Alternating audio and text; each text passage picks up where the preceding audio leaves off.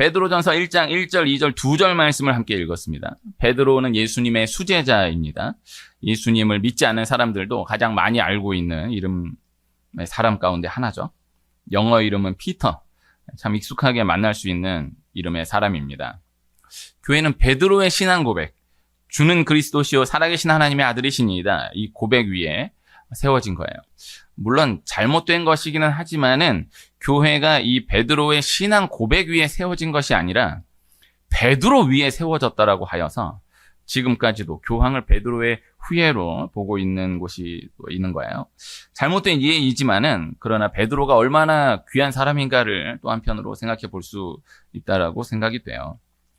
그 귀한 베드로가 말씀으로 남긴 것은 베드로 전후서 2권이에요.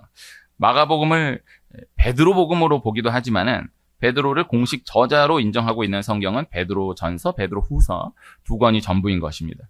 사도 바울이 13개의 서신을 기록한 것을 두고 생각해 보면 다소 아쉬움이 있을 수 있는 대목인데, 그러나 또 한편 그러하기 때문에 너무나 귀한 성경 말씀으로 생각해 볼 수 있는 말씀이 베드로 전후서이다 라고 할 수 있을 것입니다.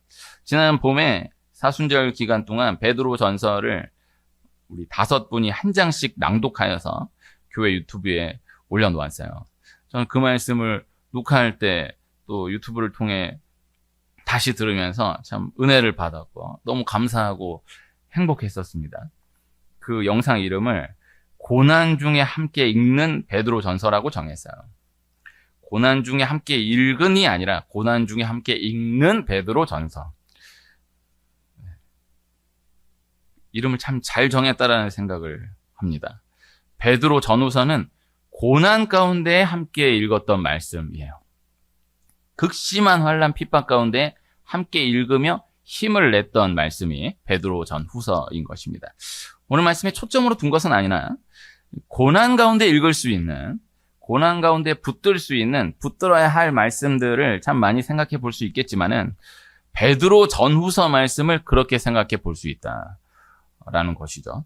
네로 황제의 핍박 가운데 그것을 배경으로 하여서 주어진 말씀이지만은 우리도 지금 이때 우리도 우리 상황 분량 가운데 어떠한 고난이든 나로서는 참 고난이다라고 생각되게 되는 때를 만나게 되었을 때 대할 수 있다면, 붙들 수 있다면 참 큰 힘을 얻을 수 있는 귀한 말씀이 베드로 전후서인 것입니다. 오늘 함께 읽은 말씀이 그 베드로 전서 가운데의 첫 장 첫 2절, 베드로 전서 1장 1, 2절 말씀인데요. 그리고 이제 그 가운데 혹보훈의 달, 6.25 전쟁 76주년을 앞둔 주일, 나라를 생각하며 또 그 안에서의 우리를 기억하며 오늘 말씀에 초점으로 두어서 함께 하고자 하는 것은 나그네라는 단어입니다. 이 한 단어, 나그네라는 한 단어가 베드로 전후서 전체를 잡고 있다라고 할 것이에요. 원어 헬라어로 파레피데모스라는 단어인데 그 앞에 붙어있는 흩어진이라는 단어, 이건 좀 익숙할 수 있는 단어인데 디아스포라라는 단어, 그래서 흩어진 나그네, 디아스포라 파레피데모스. 그런데 이제 흩어진 디아스포라라는 단어는 이제 설명해주는, 꾸며주는 단어 역할이고, 나그네, 파레피데모스, 이 한 단어가 이 베드로 전후서의 수신인이 되는 것이고, 또 베드로 전후서 전체를 내용으로도 잡고 있는 그러한 단어이다라고 할 것입니다. 본도, 갈라디아, 갑바도기아, 아시아와 비두니아에 흩어진 나그네. 우리는 위례에 흩어진 나그네.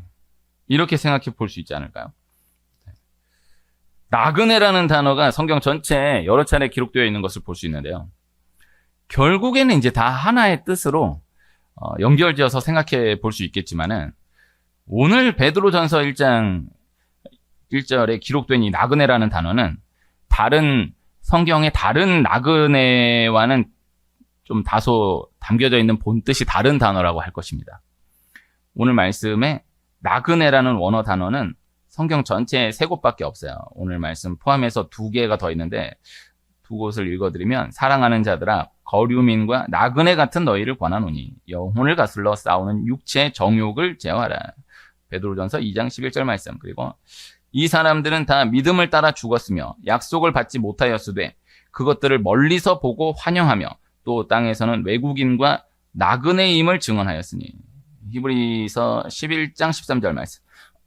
오늘 뭐 이 말씀으로 나누기 어렵지만 히브리서 11장 13절에 이 나그네, 이 표현이 정말 잘 표현된 말씀인데, 사실 나그네라는 단어가 가장 많이 쓰여진 것은 이스라엘 백성을 두고 애굽 땅 종되었던 나그네라는 표현. 주일 저녁에 출애굽기 말씀 이제 12장 마치고 13장 말씀 들어서는데, 그 출애굽기에 나그네라는 표현이 모세오경 전체에 참 많이 나와요. 결국에 통하는 뜻인데 이 땅은 나그네의 길이다. 이렇게도 연결 지을 수 있는 거예요. 가사를 하나 읽어드리면, 인생은 나그네의 길, 어디서 왔다가 어디로 가는가. 구름이 흘러가듯 떠돌다 가는 길에 정일랑 두지 말자. 미련일랑 두지 말자. 인생은 나그네의 길, 구름이 흘러가듯 정처 없이 흘러서 간다. 인생은 벌거숭이, 빈손으로 왔다가 빈손으로 가는가. 강물이 흘러가듯 여울져 가는 길에 정일랑 두지 말자. 미련일랑 두지 말자. 인생은 벌거숭이, 강물이 흘러가듯 소리 없이 흘러서 간다.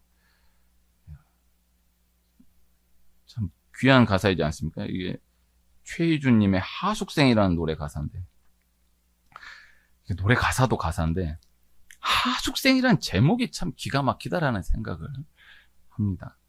인생은 나그네 길. 이 나그네의 뜻과도 결국에는 이제 통한다라고 할 수 있겠지만은, 베드로전서 1장 1절에 기록된 나그네라는 표현은 그 상황 가운데서의 본 의미가 성경 다른 곳에 여러 차례 표현된 나그네와는 다소 다르다고 할 수 있을 거예요. 지나가는 것이다, 흘러가는 것이다 라는 것에 의미를 두었다라기보다는 세상을 두고 세상과의 구별을 의미로 두고 본 소속이 다른 것이다. 더 정확하게는 본 존재가 다른 것이다 라는 것을 그 문화 가운데에 나그네라는 단어 표현을 두어서 말씀한 것이다 라는 것이죠. 베드로전서에 기록된 나그네, 베드로전서의 수신인이 되는 자들은 베드로가 유대인을 중심으로 사역을 감당했기 때문에 유대인으로서 예수님을 믿게 된 자들을 우선할 수는 있겠지만, 이방인으로서 예수님을 믿게 된 모든 자들을 다 포함하여서 말씀하고 있는 단어예요. 그러니까 다시 말하면 보여지는 것으로만 놓고 보면 나그네라는 이 표현 안에서 다 보여지는 것으로는 다 다른 존재일 수 있다라는 거죠. 나그네, 또 다른 표현이 외국인, 또 외인, 거류민이라는 표현하여서 이제 말씀하기도 했는데, 우리나라 요 근래에 보여지는 부분에서 우리나라가 가장 많이 변한 것이 무엇이냐라는 질문에 많은 분들이 그렇게 대답했다라는 거예요. 외국인들이 참 많아졌다. 공감을 하십니까? 요 몇 년 사이에 우리나라가 그냥 어떤 깊이 있는 거 말고 그냥 보여지는 부분에서 우리나라 요 몇 년 사이에 가장 많이 달라진 게 뭐냐? 외국인이 많아졌다. 정말 그래요. 제가 장안동에 있을 때, 위례 와서는 그렇게까지 못하는데 장안동에 있을 때 한 3시간, 4시간씩 전도하는 날이 꽤 많았거든요. 그럼 이렇게 전도하다 보면은 뭔 생각이 드냐면은 외국인이 많이 지나갔어. 근데 그 외국인이 많이 지나가는데 장안동에 6년 있었으니까 그 6년 동안만도 지나가는 외국인이 엄청 늘고 있다라는 게 느껴졌었어요. 그 위례에 와서 보니까 외국인이 많아요. 네. 그러니까 보여지는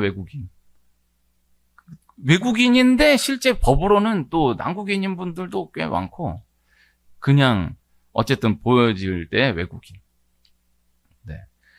한국인인데도 국적은 또 외국인인 분들도 계시지만 어쨌든 보여지는 외국인, 민족으로서의 외국인.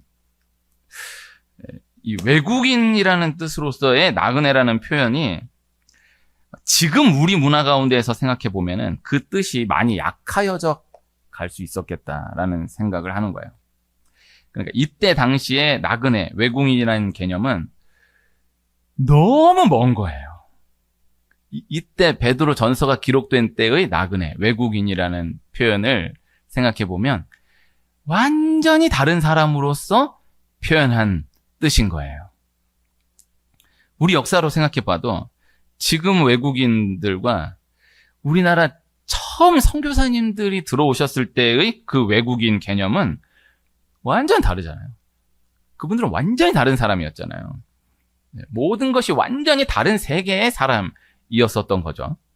그런데 지금은 그렇지 않잖아요. 꼭 외국어 잘하지 못하고 외국에 꼭 많이 드나들지 못했어도 그때와 비교하면 외국인, 나그네라는 개념이 체감적으로 지금 너무 달라진 것입니다.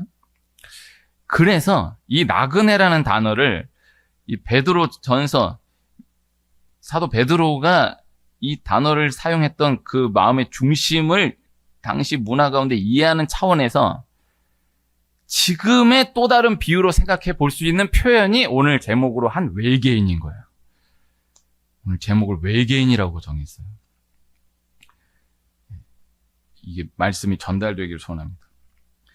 그런데 이 외계인이라는 표현도 이제 가장 유명한 게 그때 당시에 2억 5천만 명이 봤다라고 한 1984년도에 나온 E.T.라는 영화의 외계인과 지금 40여 년이 지났으니까 지금은 또 다를 수 있는데 책으로도 있고 얼마 전 영화로도 개봉했는데요. 프로젝트 헤일 메리라는 작품이 있거든요. 우리 교회 교인은 아닌데 다른 교회 다니는 분인데 우리 교회 유튜브에 올라오는 설교를 매주 들어주시고 매주 또 들어주신 그에 대한 이 소감을 이렇게 보내주시는 너무 귀한 분이 계세요. 네. 내가 교회 유튜브 없앨까도 잠깐 고민했던 적이 있는데 그분이 감사해가지고 네, 참 감사하지 않습니까? 네.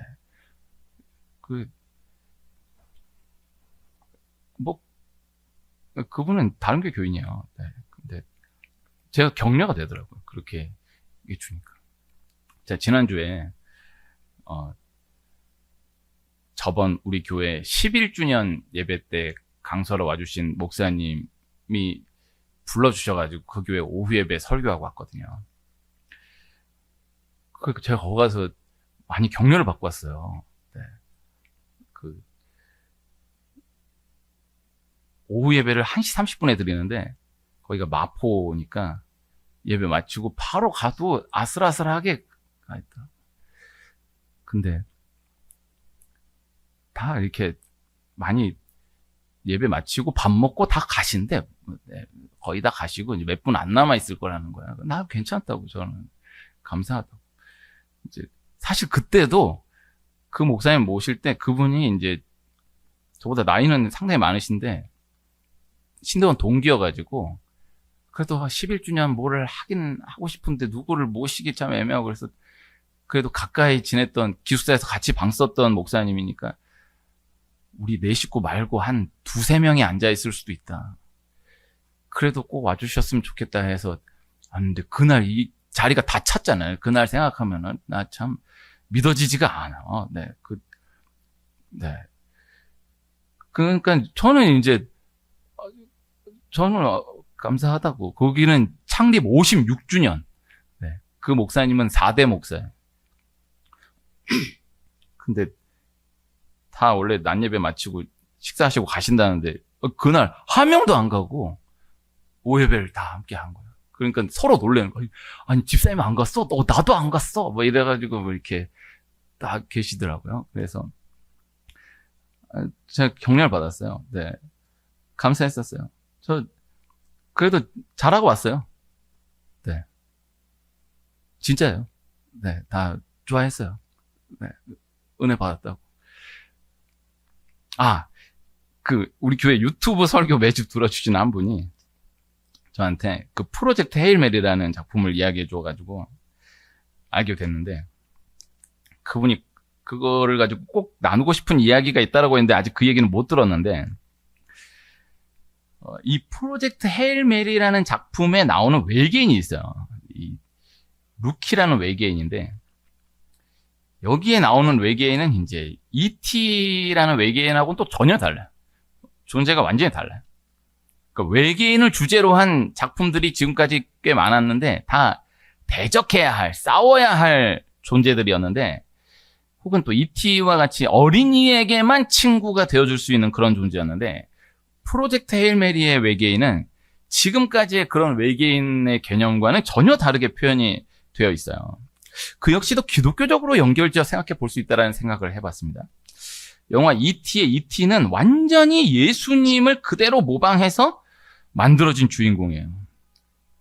프로젝트 헤일 메리도 진화를 전제로 하고 있고, 작가 본인도 자기는 특정 종교가 없다라고 하지만은 예수 그리스도의 희생, 부활, 재림이 분명히 녹아져 있는 작품이에요. 나누려고 하는 이야기는 이 땅 가운데에서 우리의 존재를 베드로 전서에 기록된 나그네라는 표현의 존재, 또 다른 비유 표현으로 외계인이라 생각해 볼 수 있다라는 것입니다. 근원이 다르다라는 것. 근원이 다르기에 맞지 않는 것이다라는 것. 부딪히는 부분이 있게 되어 있을 수밖에 없다라는 것. 이 말씀을 오늘 꼭 나누기를 원하는 거예요. 추구하는 세계가 다르고 해석하는 생각이 다르고 충전을 받는, 채움을 받는 영양 공급의 원천이 다른 거예요. 사람이 다 다양하잖아요. 사람을 만나야 에너지가 채워진다라고 생각하는 사람이 있고, 혼자 있어야 에너지가 채워진다라고 생각하는 사람이 있고, 이러한 방향의 활동이 주어져야 힘이 나는 사람이 있고, 이러한 방향의 활동이 주어져야 힘이 나는 사람이 있고, 다 이 세부적으로 들어가면 각각 다르잖아요. 외계인은 숨을 쉬는 자체가 달라요. 필요로 하는 이 공기 자체가 다른 거예요. 에너지 공급의 재료 자체가 다른 거예요. 우리가 기도해야 하고, 말씀을 읽어야 하고, 예배를 지켜야 한다. 그러나 또 한편 기도를 해야 하니까 하고, 말씀을 읽어야 하니까 읽고, 예배를 해야 하니까 하는 것이 아니라, 기도를 안 하면, 말씀을 안 읽으면, 예배를 안 하면 죽을 것 같은 그런 거예요. 그래서 잠깐이라도 기도를 해야, 말씀을 한 절이라도 읽어야, 어렵게라도 예배 한 번이 다녀가 줘야 살 것 같은 거예요. 에너지의 원천이 다른 거예요. 베드로 전후서의 수신인이 되는 이 사람들이 어떠한 핍박이 있어도 나는 믿음을 지키겠다라는 마음으로 기도하고 예배한 것이 아니고, 기도하지 않으면, 예배하지 않으면 죽을 것 같았던 거예요. 그래서 살기 위해서 믿음을 지켜나갔던 거죠. 그것이 그때 상황에 대한 바른 이해인 것입니다. 공급 원천이 다르고, 또 그로 인해 가치관이 다른 거예요. 다니엘이 바벨론의 포로로 끌려와서 왕의 음식을 거절해요. 환관장이 의아해했던 이유가, 다니엘이 다른 명령에 있어서는 아무런 토를 달지 않고 그저 묵묵하게 다 순종했는데, 그러했던 애가 왕의 음식에 있어서는 완강하게 거절하니까 이게 너무 의아한 거예요. 어떤 다른 불이익이나 다른 불합리에 대해서는 어떠한 저항이 없어요. 그냥 다 하라는 대로 해. 그런데 영적인 것이 부딪히니까 그에 대해서는 완강하게 대항하는 거예요. 이것이 세상의 편에서는 이해가 되지 않는 거예요. 그러니까 화가 나, 왜 왕의 음식을 왜 안 먹냐, 화가 나고 이건 둘째치고 너무 이해가 되지 않는 거죠. 의아한 거죠. 아니, 대항을 하려고 했다라고 하면은 이 문제 상에 있어서 대항을 했어야 되고, 불합리하다라고 생각했다라고 하면은 여기에서 문제를 제기했어야 하는데, 그에 대해서는 요만큼도 내색을 하지 않고 그대로 다 순종했던 다니엘이 왕의 음식에 있어서는 완강하게 거절하는 거예요. 이게 너무 의아한 거죠. 외계인이기 때문인 거예요. 이걸 기억해야 돼요. 노아가 외계인인 거야. 노아가 산 꼭대기에 방주를 지어요. 비를 한 번도 경험해보지 못했던 때에 비가 온다. 방주를 지을 거면은 바닷가에다 지어줘야 되는데 산 꼭대기에다가 지어요. 120년 동안 외계인인 거예요. 이해가 되지 않는 거예요. 다 조롱하고. 외계인. 이게 이해를 돕기 위해서 조금 더 적용적인 표현으로 나누면 4차원이라고 하죠. 4차원. 조금 더 적용적인 표현은 또라이. 그래서 원래 오늘 말씀의 제목을 또라이라고 지으려고 그랬는데 또라이라고 제목을 지으면 진짜 또라이인 것 같아가지고 외계인이라고 지었어. 지금 서로가 서로를 4차원이라 하고 또라이라고 하는 때를 우리가 살아가고 있지 않습니까? 누가 4차원인 것이고 누가 또라이인 것입니까? 영적으로 생각해 볼 필요가 있다는 것입니다. 그리스도인들은 신앙을 전수받아 신앙을 전수하고 계속해서 그저 지나왔던 대로 그리스도인으로서 살아가는 것인데, 그렇게 살아가는데 세상이 더 급속하게 더 악하게 변하여지므로 4차원이라 또라이라 여기는 그러한 시대가 진행될 수 있다는 것을 한켠에 기억할 수 있어야 한다라는 것입니다. 우리는 원래 했던 예배를 그냥 지켜가는 건데 세상이 악하여져 가므로 우리를 또라이라고 할 수 있어요. 원래 했던 새벽기도 그냥 계속 해나가는 것뿐인데 세상이 변하여짐으로 또라이라고 할 수 있어요.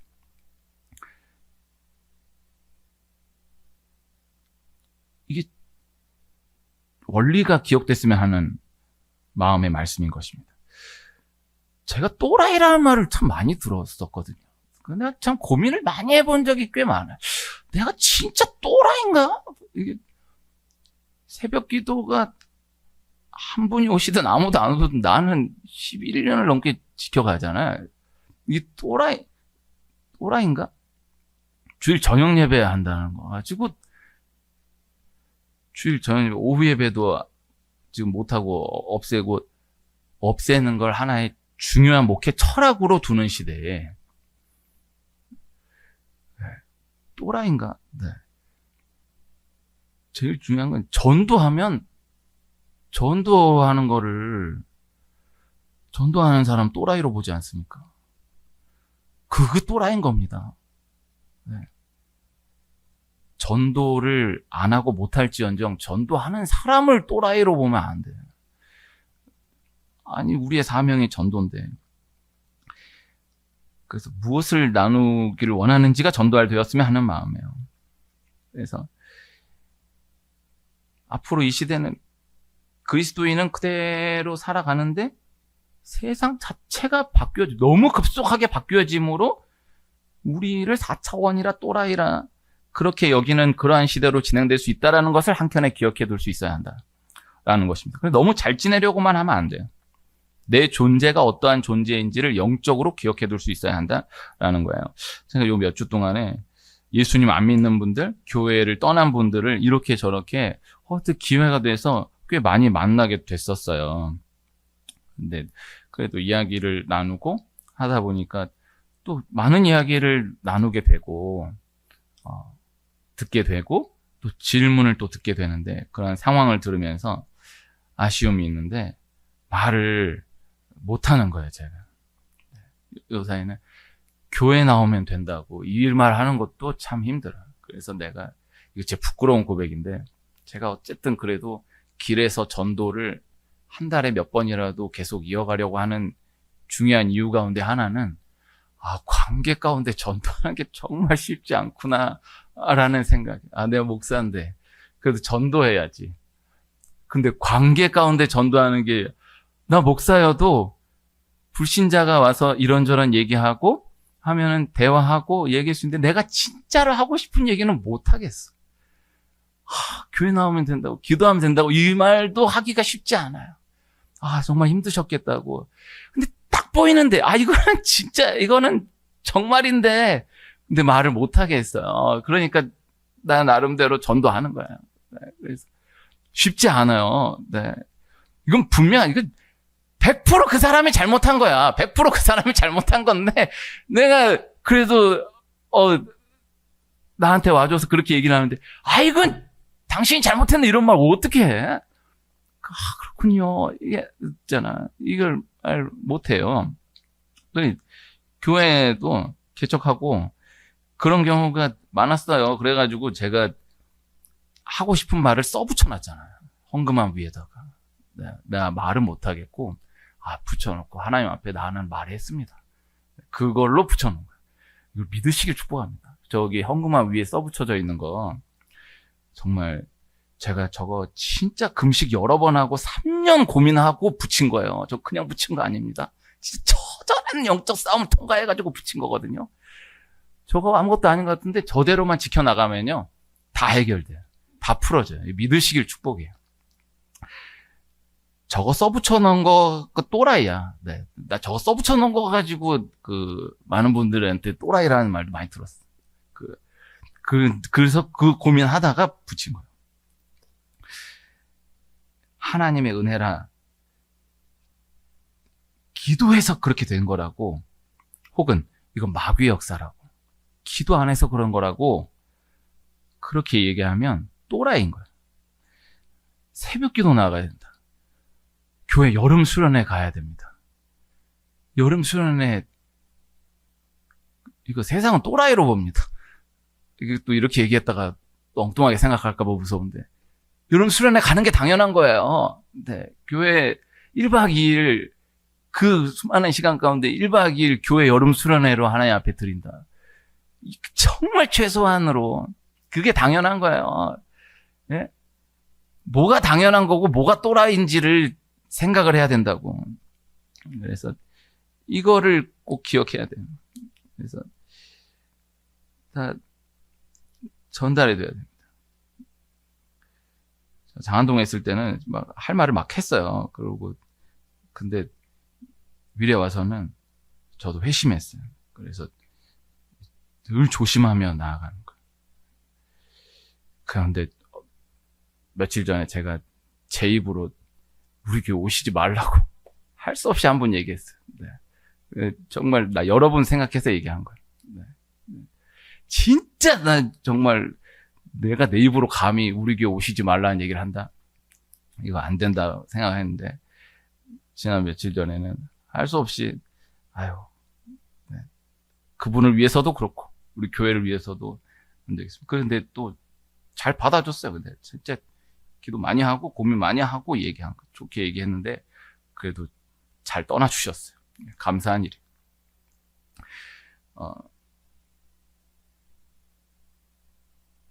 무엇이 또라이냐? 이거를 기억이 안 돼.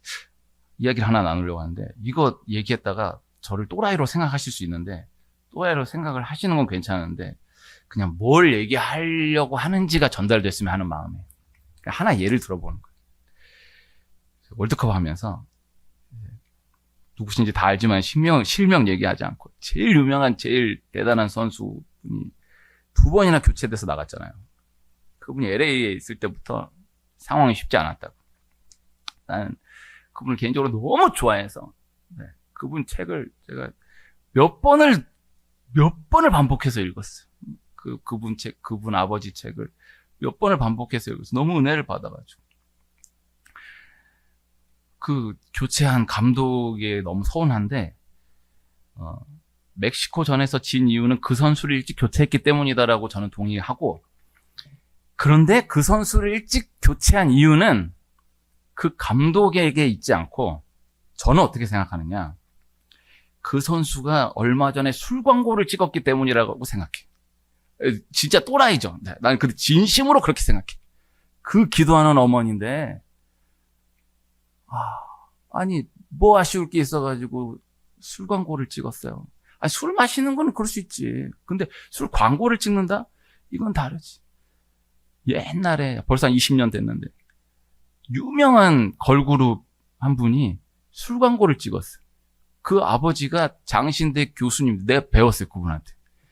그때 한창 교수하실 때인데, 장신대 교수하실 때인데, 세상에 그 딸이 술 광고를 찍는다? 그래, 연예인이 됐으니까 술을 마실 수도 있다 하더라도, 광고를 찍는 건 얘기가 다르지. 저는 그렇게 생각한다 이거예요. 네. 요새 한 방송국이 또 어려움을 당해가지고 계속 이슈가 되고 있지 않습니까? 왜 그랬을까? 저는 제가 있었던 교회, 제가 모셨던 목사님을 너무 괴롭혀가지고 그렇게 됐다라고 생각해. 어지간했어야지. 정말 너무했어요. 저는 그렇게 생각해요. 이게 또라이죠. 네, 외계인이죠. 근데 저는 그렇게 생각한다라는 거고요. 이 말씀의 원리가 전달하고자 하는 이 의미가 오해 없이 전달되기를 소원하는 마음이에요. 오늘 말씀, 나그네, 외계인, 미운 오리 새끼가 자신이 오리인 줄로만 알고 너무나 괴로워하죠. 후에 자신이 오리가 아닌 백조임을 알게 되는 거죠. 오리가 백조로 변한 게 아니라 본래 백조였던 거죠. 다윗이 골리앗과 싸울 때 갑옷을 입고 칼을 차고 나서려다가 나서지 못하죠. 막대기 가지고 돌 5개의 물매를 가지고 나서는 거죠. 이스라엘 백성들이 40년 동안 군사훈련을 해가지고 가나안 민족들과 전쟁을 치른 것이 아니죠. 40년 동안 말씀만 계속 훈련하고 가나안 땅 들어가서 전쟁 다 승리한 거죠. 무기가 다른 거죠. 존재가 다른 거죠. 2절이 그 나그네라는 한 단어를 실제로 설명해서 받쳐주는데, 곧 하나님 아버지의 미리아심을 따라 성령이 거룩하게 하심으로 순종함과 예수 그리스도의 핏뿌림을 얻기 위하여 택하심을 받은 자들에게 편지하노니 은혜와 평강이 너희에게 더욱 많을지어다. 너무나 귀한 말씀. 이 하나하나의 의미도 너무나 중요한데 표현된 문법이 중요해요. 하나님이 그렇게 우리를 지명하여, 택하심으로 지명하여 인도해 가신다라는 것입니다. 기억해야 하는 핵심은 내가 이렇게 해야겠다, 이렇게 살아야겠다가 아니라 내가 이러한 존재이다라는 것을 기억하는 것. 하나님 아버지의 미리 아심을 따라 성령이 거룩하게 하심으로 순종함과 예수 그리스도의 핏뿌림을 얻기 위하여 택하심을 받은 우리 한 분 한 분께 은혜와 평강이 더욱 많으시기를 축복합니다.